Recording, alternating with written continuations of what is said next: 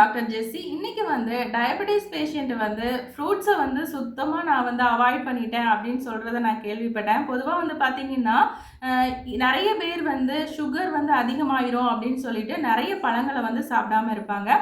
Sugar patients சாப்பிடக்கூடிய ஒரு 5 பழங்களை இன்னைக்கு நம்ம பார்க்கலாம். பொதுவாக பார்த்தீங்கன்னா இந்த ஃப்ரூட்ஸ் எல்லாத்துலேயுமே ஃப்ரக்டோஸ் அப்படிங்கக்கூடிய ஒரு சர்க்கரை இருக்கிறதுனால அவங்க இது சாப்பிட்டா குளுக்கோஸ் அதிகமாயிரும் அப்படின்னு சொல்லி பயப்படுறாங்க. கரெக்டு தான். இன்னைக்கு நாம பார்க்கக்கூடிய பழங்களை சாப்பிடலாம். ஃபர்ஸ்ட் என்னன்னு சொல்லி பார்த்தீங்கன்னா கொய்யா. இந்த கொய்யாவில் பார்த்தீங்கன்னா நிறைய ஃபைபர் இருக்குது. அதுவும் இல்லாமல் விட்டமின் சி நிறைஞ்சது. ரெண்டாவது ஆப்பிள். இந்த ஆப்பிள் லோ கிளைசெமிக் இண்டெக்ஸ் இருக்கிறதுனால சாப்பிடலாம். அதில் நிறைய ஃபைபர் இருக்குது.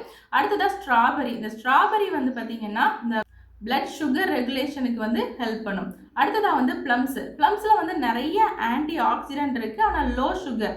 இதனால ப்ளம்ஸையும் சாப்பிடலாம். அடுத்ததாக டேட்ஸ் சாப்பிடலாம். இந்த டேட்ஸ் பார்த்தீங்கன்னா ஒரு நாளைக்கு 2 எடுத்துக்கொள்ளலாம். இது பார்த்தீங்கன்னா ஒரு எனர்ஜி பூஸ்ட் கொடுக்குற மாதிரி இருக்கும். அவங்களுக்கு அந்த டயர்டு இல்லாமல் பார்த்துக்கும். ட்ரை பண்ணுங்கள். நன்றி.